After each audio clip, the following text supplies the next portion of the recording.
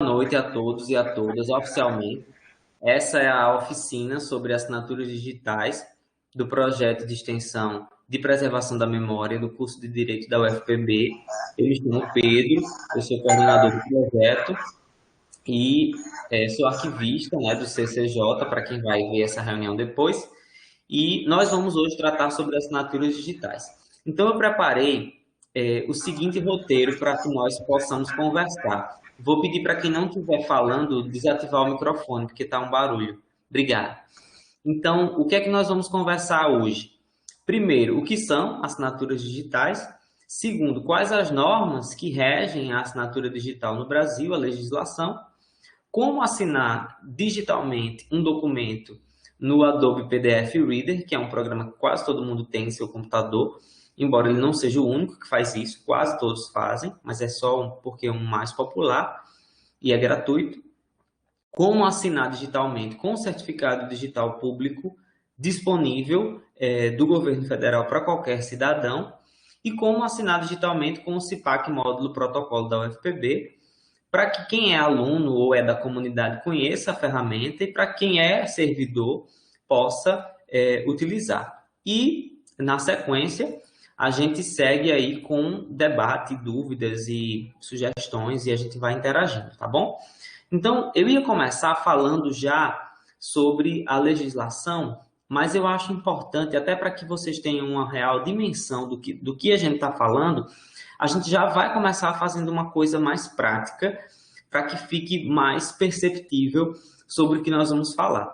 Então, eu vou compartilhar a minha tela com vocês e eu vou mostrar para vocês como a gente configura e como a gente utiliza uma assinatura digital, por exemplo, do Adobe PDF Reader, que é um programa que quase todo mundo utiliza. Então, eu vou começar aqui a compartilhar minha tela. Clica aqui, compartilhar. Compartilhar. Deixa eu colocar aqui na minha área de trabalho.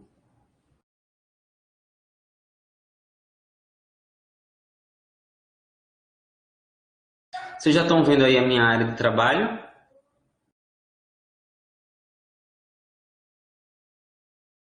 Sim. Pronto.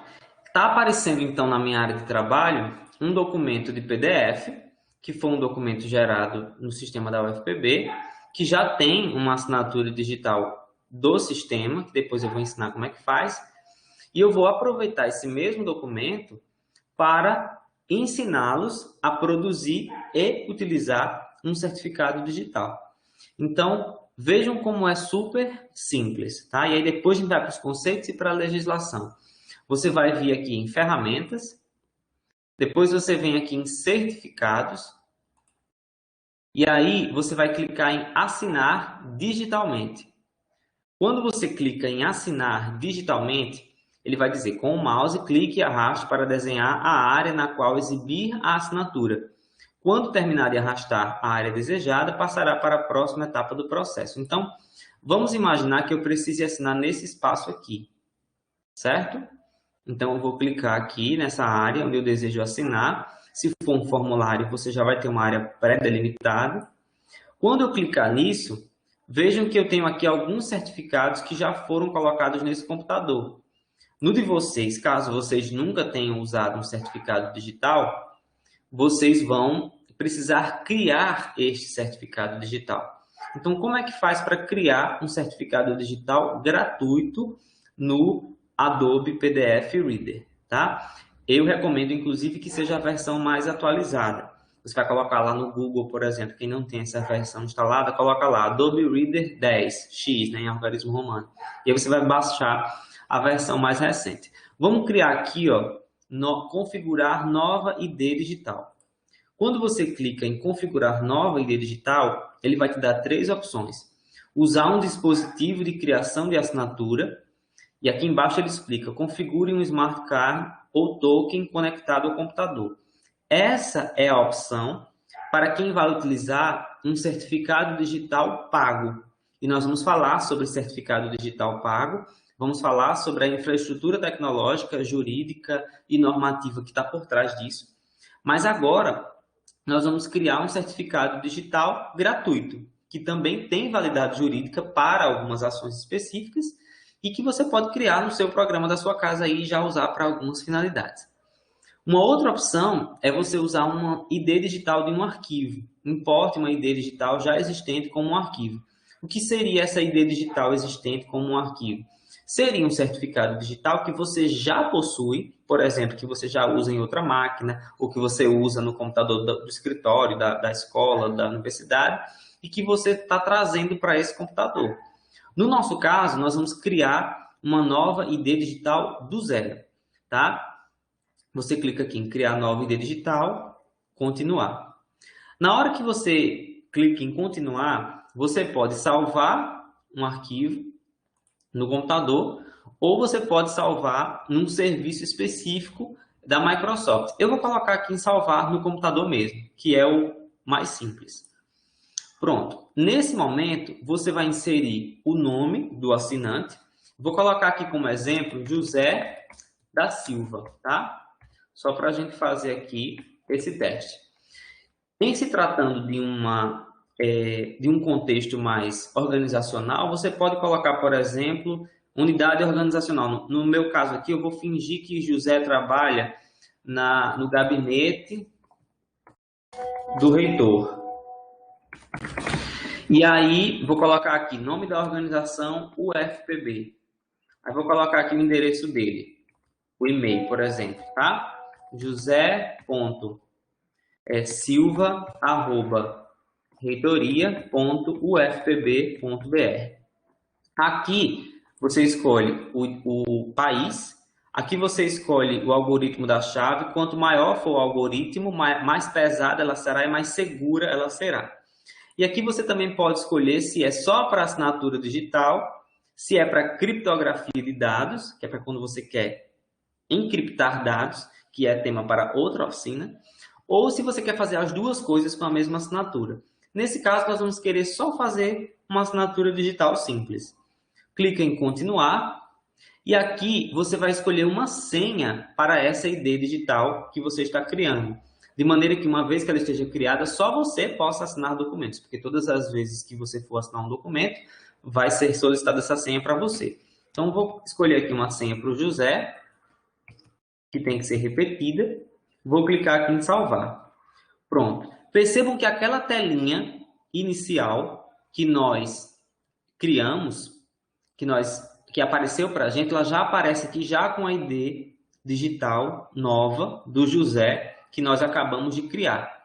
Como eu criei essa ID digital do José hoje, dia 23 de julho de 2021, o Adobe PDF automaticamente sugere que ela tenha validade de 1 ano. Então, aqui já aparece que essa ID digital vai expirar no ano de 2026, no dia 23 de julho, certo? Eu vou fechar e entrar de novo, só para vocês verem como é que a gente chega aqui, caso alguém tenha se perdido no meio do caminho, tá? Vou fechar geral, vou abrir aqui esse arquivo que está na minha área de trabalho, pode ser qualquer arquivo de PDF. E para eu fazer esse procedimento, eu venho em ferramentas, eu escolho a opção certificados, clico em assinar digitalmente, escolho uma área onde eu preciso que essa assinatura apareça, e aí o PDF vai me dizer quais são os certificados digitais disponíveis naquele computador. Nós acabamos de criar um certificado digital chamado José da Silva. Então, vou clicar nesse certificado digital e depois em continuar. Percebam que aqui já aparece a expressão da assinatura digital que vai ser exibida no documento. Eu tenho a opção de colocar esse texto padronizado e eu posso bloquear o documento depois de assinar. O que significa isso? Significa que se eu marcar essa caixinha, bloquear o documento depois de assinar, caso alguma alteração seja feita nesse PDF, a assinatura será perdida, de modo que o assinante precisará fazer a assinatura novamente. Então, eu vou colocar aqui essa opção, vou deixar em aberto, porque a gente está fazendo aqui um teste, e aqui vou colocar a senha da assinatura digital do José da Silva. Quando eu coloco a senha, automaticamente o programa vai me pedir para salvar esse arquivo. E a recomendação é que você salve o arquivo assinado com outro nome, para que você consiga diferenciar o documento que está assinado daquele que não está. Depois você clica em salvar. Pronto. Esse é o documento assinado. Percebam que aqui aparece uma assinatura digital, que o PDF está reconhecendo aqui como assinatura digital válida. E quais são os elementos dessa assinatura digital? Vai aparecer o nome da pessoa, o ano, o mês, a data, a hora, e esse código aqui é o código do nível de segurança que o PDF está colocando para essa assinatura. Essa assinatura é uma assinatura digital gratuita. Qual a diferença dessa assinatura para uma assinatura com um certificado digital pago? A assinatura com um certificado digital pago você vai criar a partir de um token, ou de um smart card, ou de um arquivo que tenha sido conferido a você por uma autoridade certificadora, que nós vamos entender sobre isso mais na frente. E aqui aparecerão alguns outros dados adicionais. Por exemplo, o CPF, ou o CNPJ, no caso de pessoa jurídica, ou algum outro elemento, a depender do nível de segurança daquele certificado digital, porque tem vários. Mas eu quis começar dando esse exemplo bem prático de como realizar uma assinatura digital com o Adobe PDF. E aí, no final da oficina, a gente vai fazer mais dois tipos de assinatura digital, a do GovBR e também a do CIPAC da UFPB, de maneira que a gente tente entender com maior clareza o que são as assinaturas digitais, para que serve essas assinaturas digitais, para que servem e em que contexto a gente pode utilizá-las, certo? Então, vou voltar aqui, vou parar de compartilhar minha tela e voltar aqui para o slide. Eu estou vendo aqui que no... Ah, tá. Sim, Yasmin, boa pergunta. O que é um Smart Card? Ao pé da letra, Smart Card é um cartão inteligente, mas nada mais é do que um cartão magnético.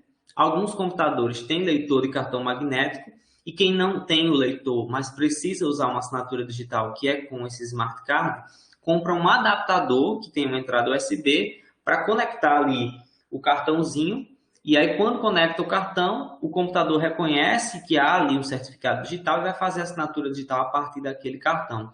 De maneira que eu posso assinar, se eu tenho um Smart Card, um documento digital em várias máquinas e não apenas naquela onde eu já instalei aquele certificado digital. Certo? Vamos em frente. Nando digitou aqui no chat privado. Se já começou, não consigo ouvir. Eu não sei se ele já resolveu o problema, mas se não resolveu, seria bom alguém falar com ele aí no grupo que já começou sim e que ele tem que ajustar o áudio. Bom, quem tiver dúvidas pode ir colocando no chat sem nenhum problema. Então, vocês viram que aqui no PDF Reader, que é esse programinha que todo mundo usa, já é possível fazer uma assinatura digital simples. Agora vamos entender o que é assinatura digital, quais são as assinaturas digitais possíveis, qual é a validade dessas assinaturas em cada um dos contextos e o que é que a gente precisa saber sobre essas assinaturas digitais, não só como alunos de arquivologia, que aqui estão, de direito, como servidores da UFPB, que aqui estamos também, mas como cidadãos, né? Porque estamos num momento de uso crescente das assinaturas digitais e é um caminho sem volta para o qual a gente precisa estar preparado. Então, começando aqui com os conceitos, eu trouxe aqui o conceito do Arquivo Nacional de Assinatura Digital, que eles dizem que é uma assinatura em meio eletrônico que permite aferir, ou seja, verificar a origem, ou seja, quem produziu, e a integridade de um documento. Para quem estava na última oficina, que nós falamos sobre arquivologia digital, a gente já tratou um pouquinho sobre integridade, mas como é muita coisa, eu trouxe novamente o conceito de integridade. O que é que a resolução do CONARC, que é o Conselho Nacional de Arquivos, que trata sobre repositórios digitais, diz que é a integridade?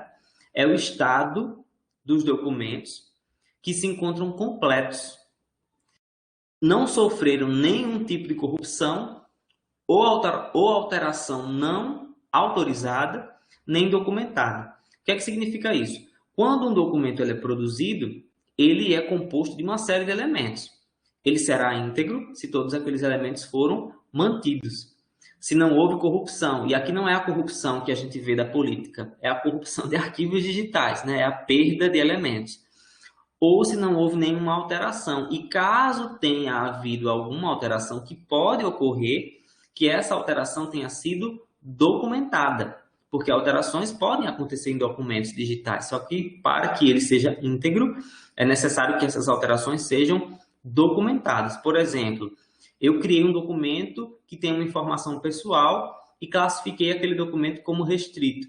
E aí, mais na frente, aquele documento, aquela informação deixou de ser considerada restrita e foi desclassificada. Então, essa alteração precisa ser registrada.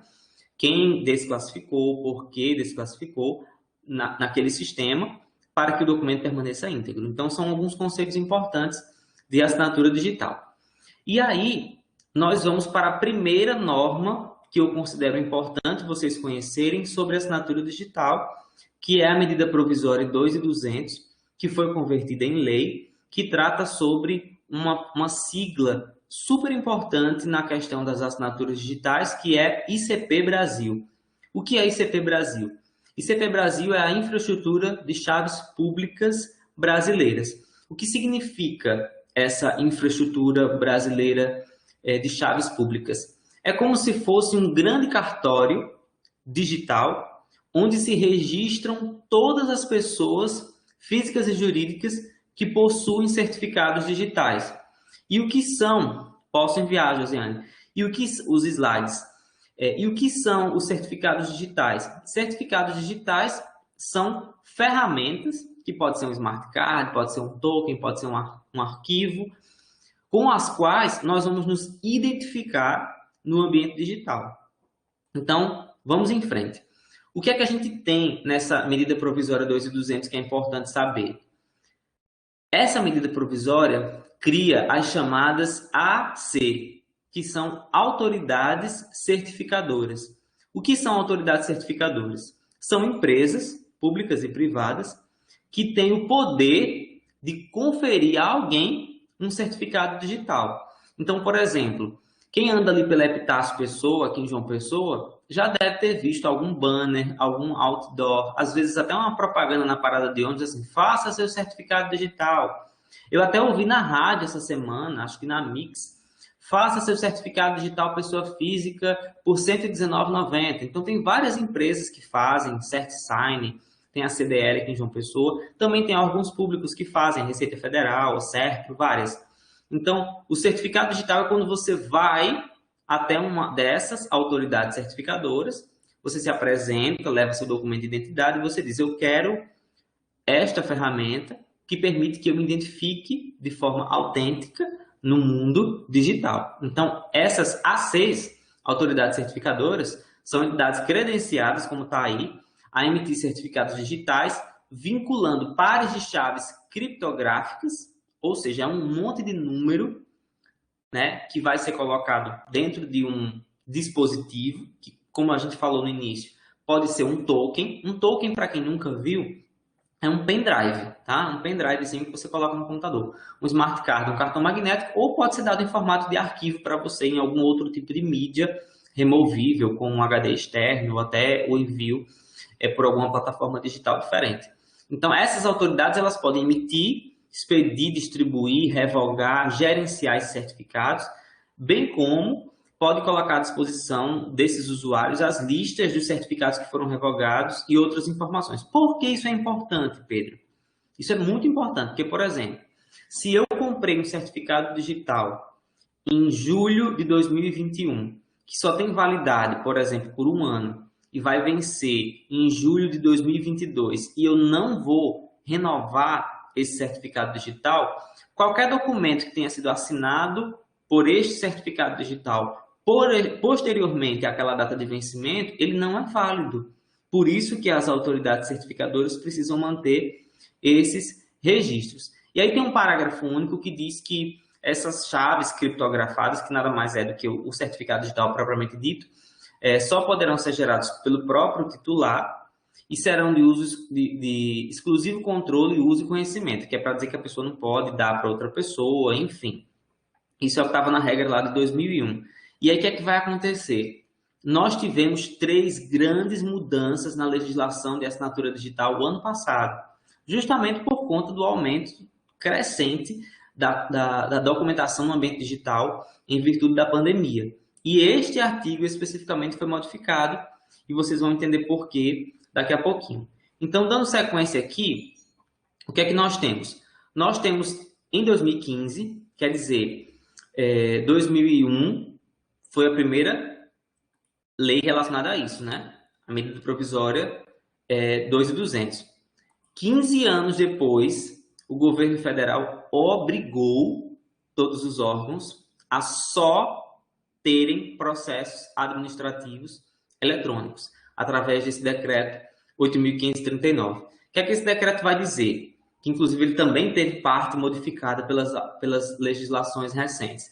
Ele vai dizer que a autoria, a autenticidade e a integridade dos documentos e da assinatura nos processos administrativos eletrônicos poderão ser obtidas por meio dos padrões de assinatura eletrônica X. E aí, essa lei, que foi o decreto 10.543 do ano passado, vai dizer quais são esses requisitos. Vamos em frente.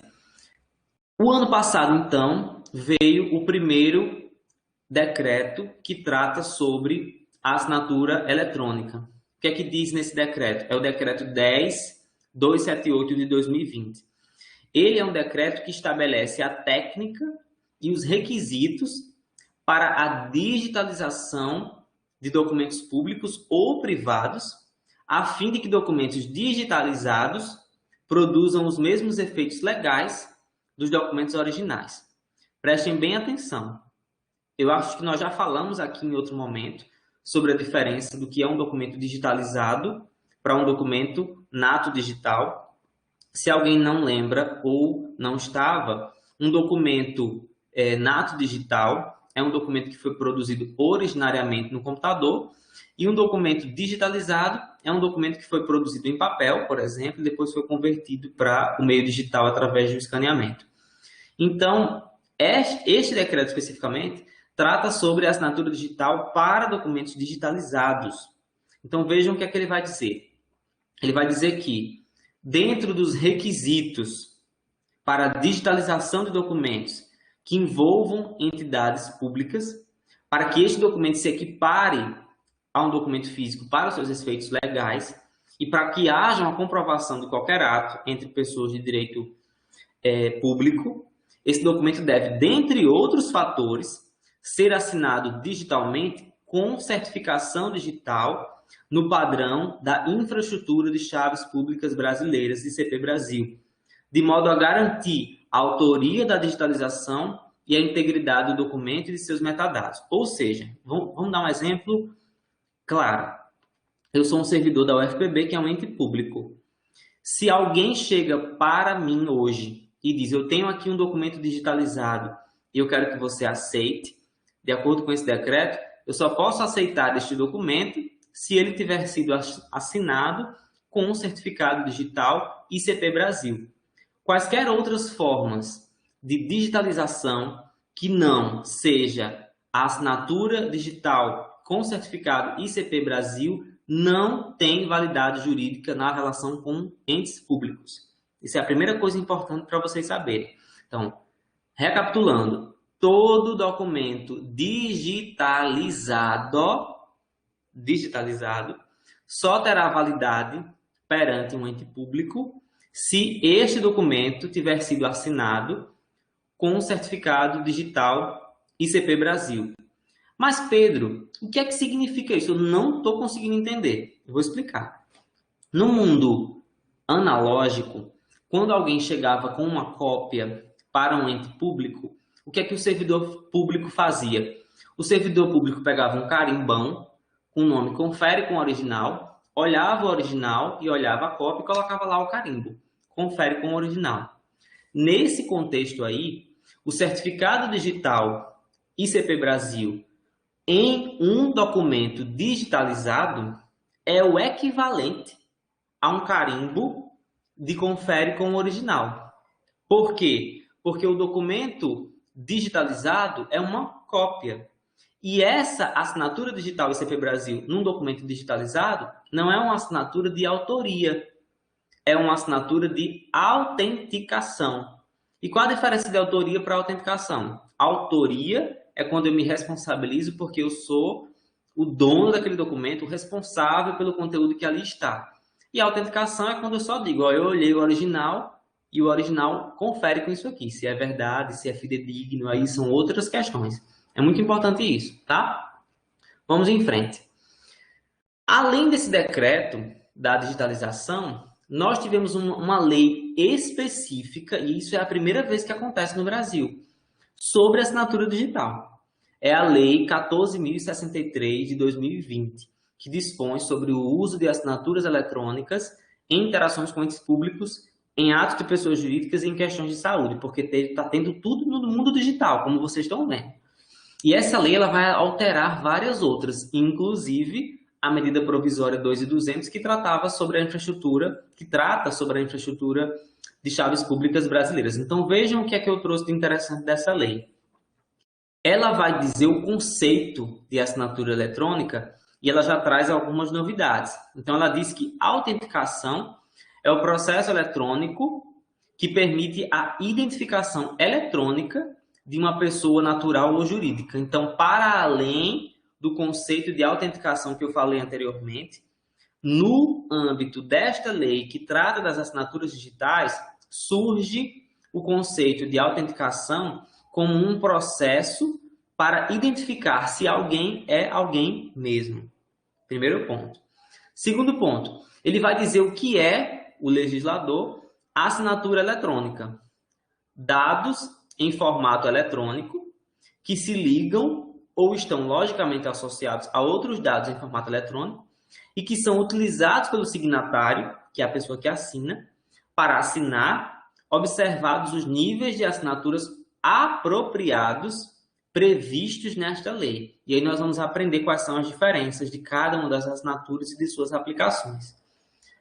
Ele traz também o conceito de certificado digital, que a gente está falando aqui toda hora de certificado digital, e ele vai dizer que o que é o certificado digital? É um atestado eletrônico que associa os dados de validação da assinatura eletrônica a uma pessoa natural ou jurídica.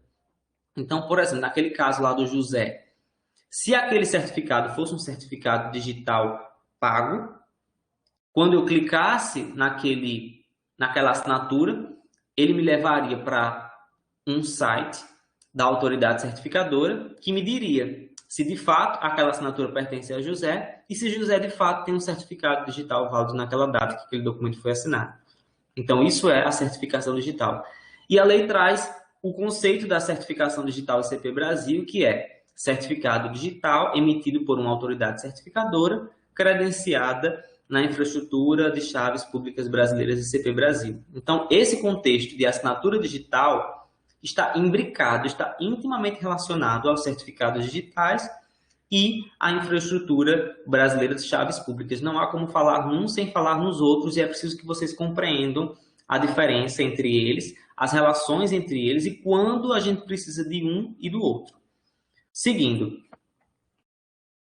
a outra lei, aliás, nós estamos na mesma lei ainda, a Lei 14.063, ela também traz o que eu considero assim, o que houve de mais moderno na questão das assinaturas digitais. Não significando que nós não tenhamos problemas, porque eu vou logo dizer o que eu acho. Na minha visão, a lei deveria ter sido melhor escrita. E sim, eu estou fazendo uma crítica ao legislador, porque em determinado momento não fica exatamente clara a diferença entre duas destas classificações. Mas vamos ver como está na lei e vocês tiram suas próprias conclusões. Vejam o que é que a lei diz. A lei diz assim: para efeitos desta lei, as assinaturas eletrônicas serão classificadas em, primeiro, assinatura eletrônica simples. Então, por exemplo, aquela assinatura lá do José é uma assinatura eletrônica simples. O que é que ela faz? Permite identificar o seu signatário, eu posso ver o nome da pessoa, e B, anexa ou associa dados a outros dados em formato eletrônico do signatário. Quais foram os outros dados que eu coloquei ali? A unidade organizacional, a instituição e o e-mail. Então, aquilo é uma assinatura simples, ok? Agora vamos ver aqui a assinatura eletrônica avançada. É a que utiliza certificados não emitidos pela ICP Brasil, fique bem claro, ou outro meio de comprovação da autoria e da integridade de documentos em forma eletrônica, desde que admitido pelas partes como válido ou aceito pela pessoa a quem for oposto o documento, com as seguintes características. Então, primeira coisa a entender da assinatura eletrônica avançada, não é ICP Brasil. Está fora da infraestrutura de chaves públicas brasileiras, tá? A assinatura eletrônica avançada é uma assinatura eletrônica que não é com certificado digital emitido por uma autoridade ICP Brasil. Mas ela tem que ter alguns requisitos. Que requisitos são esses? Letra A, estar associada ao signatário de maneira unívoca, ou seja, não pode ser confundido com mais ninguém. 2, ou letra B, utiliza dados para criação de assinatura eletrônica cujo signatário pode, com elevado nível de confiança, operar sobre seu controle exclusivo. Então, aqui a gente pode entender que é uma senha ou qualquer outra forma de identificação.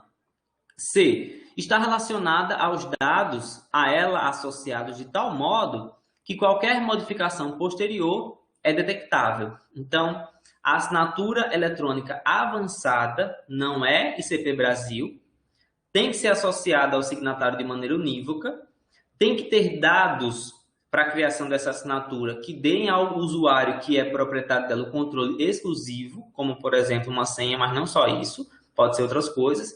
E tem que ter dados a elas associados que permitam que as alterações sejam detectadas. Então, percebam que a assinatura eletrônica avançada, ela exige um nível de segurança digital maior. E aqui vão entrar, por exemplo, os metadados, que é uma coisa que a gente vai ver mais para frente e que está totalmente relacionada com preservação da memória, totalmente relacionada com gestão arquivística de documentos digitais. E, por último, vem a assinatura eletrônica qualificada, que é a mais, vamos dizer assim, a que tem o maior nível de segurança e a que não tem dúvidas de ser entendida. A assinatura eletrônica qualificada é a que utiliza o certificado digital, nos termos do parágrafo 1º, artigo 10 da medida provisória 2.200. Então, quando tiver assinatura com certificado digital ICP Brasil, é uma assinatura eletrônica qualificada, tá? E aí ele vai trazer aqui que os 3 tipos de assinaturas referidos nos incisos 1, 2 e 3, né, que são eletrônica simples, eletrônica avançada e eletrônica qualificada, caracterizam o nível de confiança sobre a identidade e a manifestação de vontade do seu titular. E a assinatura eletrônica qualificada, que é essa última, é a que possui o nível mais elevado de confiabilidade a partir de suas normas, de seus padrões, de seus procedimentos específicos. E aí aqui ele vai dizer que devem ser asseguradas formas de revogação, que é o cancelamento, ou de cancelamento definitivo do meio utilizado para as assinaturas previstas nessa lei, sobretudo nos casos de comprometimento de sua segurança. O que é que isso significa? Do mesmo jeito que uma empresa, como por exemplo a UFPB, pode estabelecer um meio para que as pessoas assinem um documento em ambiente digital, é necessário que essas instituições também garantam uma forma para que aquela ferramenta também seja cancelada quando o usuário assim requerer. Então, vamos em frente. A outra coisa que essa lei vai trazer, que é algo que a gente precisa entender, são as possibilidades de uso dos diferentes tipos de assinatura digital. Por exemplo, uma assinatura simples não pode ser utilizada para qualquer coisa. Imaginem, por exemplo, o reitor da UFPB assinando uma portaria de nomeação com essa assinatura do PDF. Era muito tranquilo, né? O cara tá lá esperando passar no concurso, cria essa assinatura com o nome do reitor e bota lá e diz, olha, estou nomeado, me chamem, me paguem. Não é assim. Para que um documento, por exemplo, uma portaria de nomeação, seja considerado válido, há que se ter uma assinatura eletrônica de que nível? Do 3º nível, qualificada. Por quê? Porque a lei assim estabelece. E aí a lei vai trazer todas as possibilidades de uso de cada um desses tipos, tá? Aqui vai dizer, por exemplo, ó, a assinatura eletrônica qualificada será admitida em qualquer interação eletrônica com ente público, independente de cadastramento prévio, inclusive nas hipóteses mencionadas nos incisos 1 e 2 desse parágrafo, que as versões anteriores que a gente vem conversando aqui. Então, isso é o panorama das possibilidades. Então, aqui vai tratar, por exemplo, das notas fiscais eletrônicas também, só com assinatura qualificada, atos de transferência de registro de bens imóveis, só com assinatura qualificada. Então, hoje, já é possível, por exemplo, vender e comprar um imóvel sem estar presente ao cartório, graças a essa legislação do ano passado, tá? Mas tem que ser uma assinatura qualificada, que é esta assinatura com a certificação digital ICP Brasil. Então, a lei vai trazer diversas especificidades que eu não acho que a gente tenha tempo para discutir aqui nas minúcias, mas eu queria trazer para vocês esse panorama, que vocês entendessem, pelo menos de forma ampla, esses conceitos, essas aplicações. E a gente tem também nessa mesma lei a alteração do artigo 7º da medida provisória 2.200. Vejam o que é que ele vai acrescentar. A identificação a que se refere o caput deste artigo, ou seja, como a pessoa vai se apresentar na autoridade certificadora para obter o certificado digital, será feita presencialmente, mediante comparecimento pessoal do usuário ou por outra forma que garanta nível de segurança equivalente, observadas as normas técnicas da ICP Brasil. Ou seja, a assinatura digital adquire uma importância tamanha no Brasil que a partir do ano passado você não pode comprar um certificado digital sem que você vá fisicamente até o local em que esse certificado digital é vendido ou que você atenda aí a algumas especificações que já foram determinadas previamente. Então, é um caminho sem volta. Então, além dessa lei 14.063 que nós vimos, teve ainda o decreto 10.543, também do ano passado, que trata especificamente o nível mínimo exigido para as assinaturas em interações com o ente público. Então, vejam o que é que ele vai dizer. Ele vai dizer o que é interação eletrônica, ato praticado por particular ou agente público por meio de edição eletrônica de documentos ou de ações eletrônicas. E aí essas ações podem ser para adquirir, resguardar, transferir, modificar, extinguir ou declarar direitos, impor obrigações, requerer, peticionar, solicitar, relatar, comunicar, informar, movimentar, consultar, analisar ou avaliar documentos, procedimentos, processos, expedientes, situações ou fatos. Então, tudo isso passa legalmente a poder acontecer por interação eletrônica. Então, isso é muito importante para o aspecto do registro digital das ações, tá? E vejam o que é que ele vai trazer também. O conceito de validação biométrica, de validação biográfica e do validador de acesso digital. Para eu não ficar lendo aí a lei e vocês ficarem cansados, eu vou resumir. A validação biométrica é quando alguém vai ter que submeter alguma característica dela física para que aquela instituição verifique se aquela pessoa é ela ou não. Pode ser o dedo, pode ser a íris, pode ser qualquer característica biológica, tá? A validação biográfica é quando a gente vai submeter fatos de vida, por exemplo, data de nascimento, naturalidade, enfim, endereços profissionais pessoais, para que aquela pessoa que é uma instituição certificadora, nos identifique. E o validador de acesso digital vai ser o órgão ou entidade, que pode também ser público ou privado, que vai estar autorizada a fazer qualquer uma dessas duas avaliações. Nós vamos entender isso com mais tranquilidade, talvez, quando nós fizermos agora um cadastramento na prática de alguém para fazer uma assinatura digital pelo portal do governo federal que já disponibiliza esse serviço. Então, vocês vão ver lá que existem várias formas de fazer a validação e que existe a validação biográfica, a validação biométrica e existem todas as possibilidades de acordo com o nível de segurança que se deseja para aquela assinatura digital. Esse mesmo decreto, ele vai trazer também níveis mínimos para a assinatura eletrônica, Então, vejam o que é que ele vai dizer. Os níveis mínimos para assinaturas e interações eletrônicas com a administração pública federal, e aqui é muito importante deixar registrado que isso é para relacionamento com o poder público, tá? Entre pessoas de direito privado, existe uma outra norma, tá? Que, na verdade, existe a mesma norma, mas existem outras aplicações, e eu estou trazendo aqui o recorte de como há o relacionamento entre os entes públicos.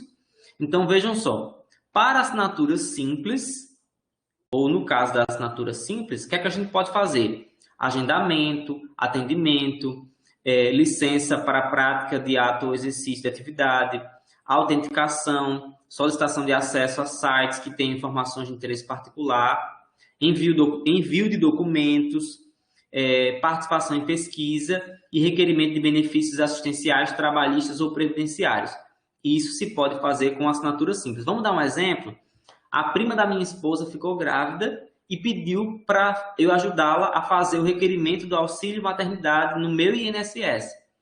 E, de forma muito surpreendente, funciona perfeitamente bem. Ela criou um cadastro, criou uma assinatura simples, fez o pedido de auxílio maternidade pelo portal do INSS, enviou esses documentos pelo portal do INSS, os documentos foram avaliados por uma junta médica dentro desse portal, e em alguns dias o benefício foi concedido para ela. Eu achei fantástico. Já é a aplicação dessa lei. Agora vamos ver a assinatura eletrônica avançada, que é aquela que não é ainda ICP Brasil, mas que tem alguns níveis de confiança. Vamos dar um exemplo de assinatura avançada nosso, aqui perto da gente? Uma declaração emitida pela coordenação de curso dentro do CIPAC módulo protocolo é uma assinatura avançada. Ela tem requisitos de verificação de autenticidade, mas ela não é um certificado digital ICP Brasil. Então, nós vimos no início dessa oficina como fazer uma assinatura simples no Adobe PDF, no Adobe Reader, né, do PDF. No final, a gente vai aprender a fazer uma assinatura eletrônica avançada. Por exemplo, o CIPAC módulo protocolo da UFPB. E a assinatura qualificada, nós só poderíamos fazer se tivéssemos um certificado digital pago. Ou se eu tivesse o nível de acesso para fazer a assinatura qualificada no site do governo federal. Como eu não tenho, a gente não vai conseguir fazer agora.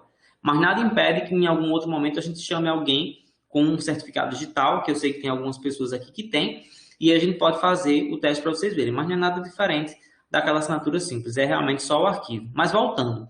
Para que eu possa usar uma assinatura eletrônica avançada? Por exemplo, as assinaturas lá dos documentos do site do sistema da UFPB. Interações eletrônicas entre pessoas naturais ou pessoas jurídicas de direito privado e os entes públicos que envolvem informações classificadas ou protegidas por grau de sigilo. Então, se eu vou tratar de informações protegidas por grau de sigilo, eu devo usar uma assinatura avançada e não uma simples, tá? Também para requerimentos de particulares e decisões administrativas para registro ou transferência de propriedade ou de posse empresariais de marcas ou patentes, manifestação de vontade para celebração de contratos, convênios, acordos, termos e outros instrumentos sinalagmáticos, bilaterais ou plurilaterais congêneres. Por isso que a UFPB consegue assinar contratos através do sistema SIG, porque isso é legalmente autorizado. E para terminar essa parte de legislação e a gente fazer aqui a prática, também atos de autocadastro, decisões de concessão de benefícios assistenciais, trabalhistas. Por exemplo, o laudo que o médico do INSS deu não foi com assinatura simples, né? Foi com assinatura qualificada. E aqui, aliás, com assinatura avançada. E aqui ele também traz as hipóteses em que só pode ser com assinatura qualificada. Então, aqui tem atos de transferência e registro de bens imóveis, atos assinados pelo presidente da República e pelos ministros de Estado, demais hipóteses previstas em lei. Então, eu acredito que com isso a gente conseguiu ter um panorama dos meios da legislação que traz a assinatura digital. São essas as principais normativas. Nós já vimos como assinar um documento no Adobe PDF. Então, agora, eu vou mostrar para vocês como assinar um documento no gov.br, que é essa plataforma do governo, e como assinar um documento no CIPAC módulo protocolo da UFPB. Eu vou começar com o CIPAC módulo protocolo, porque é mais simples, e eu vejo que tem alguns servidores que entraram durante aqui a apresentação, então acho que vai ficar mais fácil. Então, vou compartilhar aqui minha tela com vocês.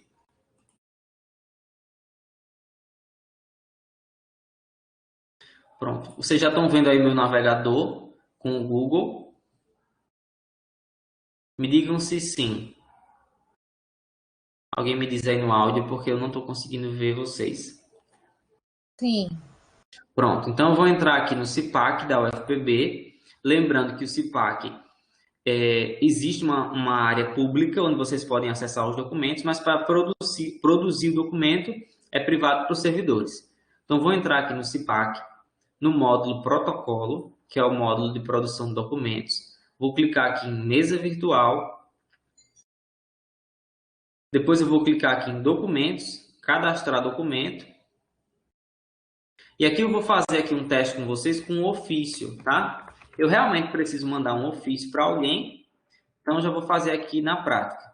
Então, aqui onde tem assunto do documento, eu preciso fazer uma classificação. Então, eu já sei que o que eu preciso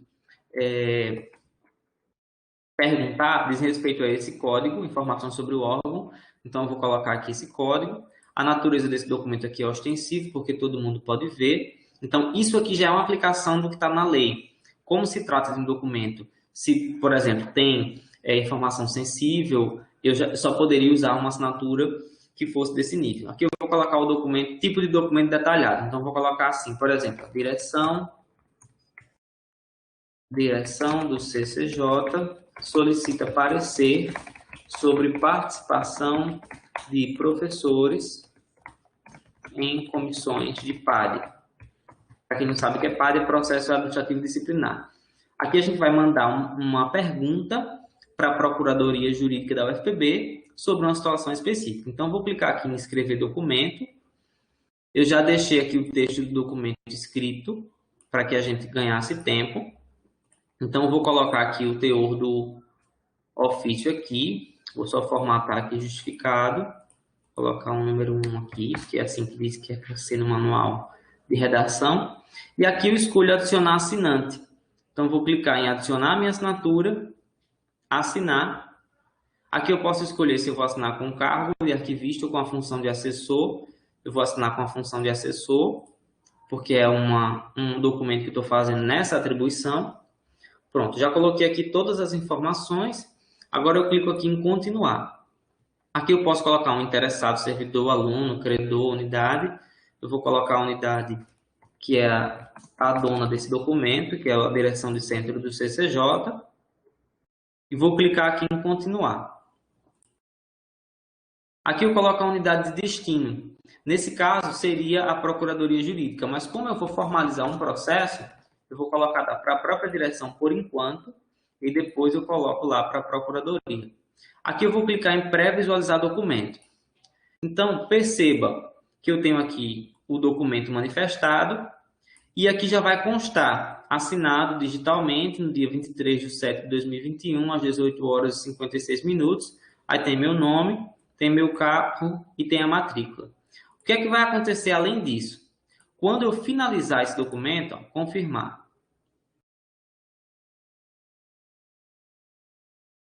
Se eu clico aqui em visualizar documento, ele vai me oferecer isso aqui, ó, para verificar a autenticidade deste documento, ele dá um site, informe o número, no caso é ofício 20, o ano, a espécie, a data de emissão e esse código de verificação, para que você veja se esse documento é válido ou não. Então, o que é que isso significa? Dentro do sistema da UFPB, eu consigo fazer uma assinatura digital que tem os requisitos de uma assinatura digital avançada, tá? Eu só não consigo fazer, dentro do sistema da UFPB, por exemplo, uma assinatura qualificada, que é aquela que exige o certificado digital ICP Brasil, mas existem aplicações para cada uma delas.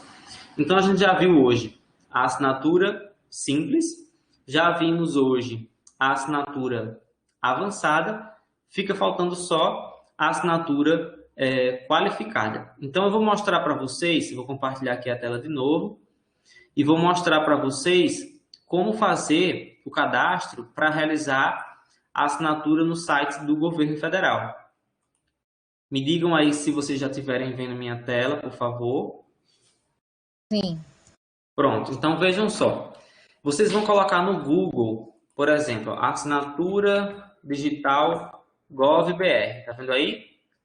É esse site aqui, assinatura eletrônica do gov.br. Quando vocês clicarem nesse site, vai aparecer exatamente isso aqui. O que é e para que serve, quem pode usar, as etapas de realização desse serviço. Então, tem uma espécie de passo a passo. Então, como nós já estamos aqui na finalização do tempo que a gente previu para essa atividade, eu vou propor aqui para vocês esse desafio. Quem tiver interesse em fazer uma assinatura digital, faça o seu cadastro nesse site, pegue um PDF que você tem aí na sua casa e faça a assinatura digital dentro desse portal. É todo autoexplicativo e a vantagem é que você pode importar esses certificados para o Adobe, o que é uma coisa muito boa, e você pode usar esse mesmo acesso do GovBR para acessar vários serviços públicos, tá? Inclusive do INSS. Então, com isso, eu vou encerrar aqui a minha fala, porque eu prometi acabar de 7 horas e eu sou hoje pontualíssimo. E abrir assim para perguntas, né? Para quem quiser interagir, para quem quiser perguntar, tirar dúvidas. E aí a gente marca a nossa próxima atividade, talvez, para que a gente possa, de repente, ver mais a questão do GovBR e avançar nas outras discussões. Me digam o que é que vocês acharam, se tem dúvidas, estou à disposição. Pedro, algumas pessoas querem saber sobre a disponibilidade do slide, né? Para que possa depois fazer direitinho, passo a passo. E também sobre o link, porque algumas pessoas entraram com dados móveis, tentaram entrar, mas não conseguiram pelo celular. Porque a plataforma é pesada, né? A RNP, não sei. Sobre a questão dos slides, eu posso disponibilizar sim. Sobre a questão da reunião, como está sendo gravada, né? Depois a gente pode disponibilizar o link também. Sim, Lígia, foi gravada, a gente vai disponibilizar com certeza. E sobre a plataforma, a gente consegue sim acessar pelo celular e consegue acessar pelo computador, pelo tablet. Se alguém teve alguma dificuldade, é importante depois que reporte para a gente no WhatsApp, no grupo, para que a gente possa fazer aí de repente a orientação. Mas é possível sim usar a plataforma pelo celular. Nós fizemos várias reuniões essa semana nessa plataforma, inclusive hoje, e todo mundo consegue usar. Essa questão do áudio é importante vocês saberem o seguinte: quando você entra na sala, se você está no computador, aí você tem a opção de escolher se você quer participar com o microfone, que é para você conseguir falar, ou se você quer somente ouvir. Então, se você às vezes está com o bloqueador de pop-up, que é aquelas caixinhas, né, do navegador, ativado, você não consegue fazer essa liberação e você acaba ficando mudo ali. Então, é importante ver a questão mais de configuração. Então, mas e aí? O que é que vocês acham disso? Tem dúvidas? Jéssica está colocando aí que foi show, parabéns, obrigado. Quero saber o que é que vocês têm de dúvida, se vocês têm alguma pergunta.